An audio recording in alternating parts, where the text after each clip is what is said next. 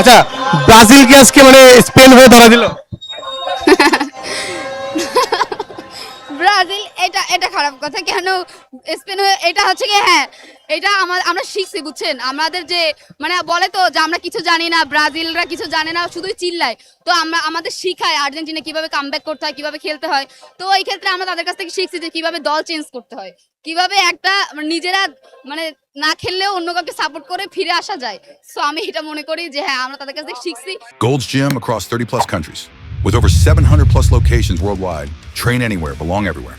যে কিভাবে আবার কামব্যাক করা যায়, আমরা স্পেনে আবার কামব্যাক করছি। বাদ পড়ার পর যখন আপনারা বাদ পড়ছেন, বাদ পড়ার পর কি এখনো পর্যন্ত আর্জেন্টিনার পক্ষে একবারও দাঁড়িয়েছেন নাকি সুইজারল্যান্ড থেকে শুরু করে মিশর, তারপর হচ্ছে কেপ ভার্দে, এরপরে ইংল্যান্ড, মানে সবগুলো বিরোধী দলে তো ছিলেন আপনি? অ্যাকচুয়ালি বিষয়টা ওরকম না, বিষয়টা একটু ডিফারেন্ট। যেমন তারা যদি মিশরের সাথে এরকম ঝামেলাটা না করতো, অ্যাটলিস্ট সিরিয়াসলি ভাই আমি ওদেরকেই সাপোর্ট করতাম, আর্জেন্টিনাকে সাপোর্ট করতাম যে না মেসির লাস্ট বিশ্বকাপ তারা বলে, বাট সে বারবার বলে আবার ফিরে আসে, আবার খেলতেই হবে। তো আমার মনে হয় যদি তারা যদি ওটা কি বলে মিশরের সাথে ঝামেলা না করতো, সত্যি আমি আর্জেন্টিনাই সাপোর্ট মানে। আচ্ছা, মাঝে মধ্যে ক্লান্ত মনে হয় না?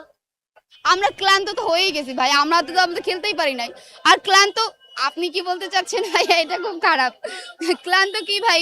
মানে এই যে বিপক্ষে সাপোর্ট করতে করতে ক্রমশ খালি হারতেছেন আর্জেন্টিনার বিপক্ষে যতগুলো যার দল সাপোর্ট করলেন, মানে মাঝে মধ্যে মনে হয় না যে আর কত, আসলে আর কত হারবো, নিজের দলও নাই, আর্জেন্টিনার বিপক্ষে যে দল সাপোর্ট করি সে দলও হারে। আর কত না ভাই, এই শেষ। আজকে শেষ। আজকের পর থেকে আর তো আর কাউকে সাপোর্ট করতে হবে না, আবার নিজে ব্রাজিলই সাপোর্ট করব। আজকে কি হবে? আজকে কি হবে? শুনেন আমি আপনাকে বলি, আজকে কি হবে?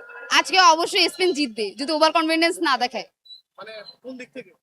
কোন দিক থেকে? ওরা ভালো খেলে ভাই, ফ্রান্সের মতো এত হার্ডলি প্লেয়ারদের যেহেতু ওরা যেরকম ভাবে হারাইছে, আমি এখানে মনে করি আর্জেন্টিনা কিছু না। ইংল্যান্ড তো ফ্রান্সকে হারাইছে। হুম? ইংল্যান্ড তো ফ্রান্সকে হারাইছে। তো ইংল্যান্ড, ইংল্যান্ডকে আবার আর্জেন্টিনা হারাইছে।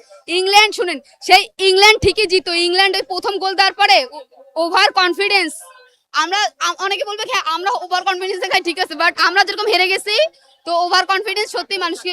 আচ্ছা, মনে হয় না যে আজকের ম্যাচ যদি আর্জেন্টিনা জিতে যায় তখন আপনারা কি অভিযোগ দাঁড় করাবেন যে মানে এতদিন তো কিনে ফেলছে, রেফারি কেনা, দল কেনা, সব কেনা, মানে আজকে কি প্ল্যান করছেন যে আজকে হেরে গেলে? তারা যদি না মানে এবার আজকে তো খেলা দেখবো, তো খেলাতে যদি হয় যে না তারা ঠিকঠাক ভাবে খেলছে, তো বলবো হ্যাঁ ঠিক আছে, তাদের এটা অর্জন। বাট তারা যদি নেক্সট আবার মিশরের মতো কিছু করতে চায় বা ফাউল করে, তাহলে আমরা কখনোই মানবো না, বলবো কি হ্যাঁ ফিফা ওদের চান্স দিছে, ইভেন ওরা চোর, এটা বলবো। এতগুলো সাদা কালো, মানে সাদা আকাশি জার্সির মধ্যে আপনি হলুদ জার্সি পরে আছেন, দল নাই, ভয় লাগে না? দল নাই ভয় লাগবে কেন? বাপদাদার আছে না, ওটা নিয়েই তো আসছি। মানে বাচ্চাদের পাঁচটা নিয়ে আছেন, হ্যাঁ ওদের তো চারটা হয়ে যাচ্ছে। ওদের 4টা হয়ে যাচ্ছে, ওরা যেটার জন্য লড়তেছে ওইটা আমাদের অর্জন করা, বুঝছেন না বিষয়টা এরকম। ধন্যবাদ।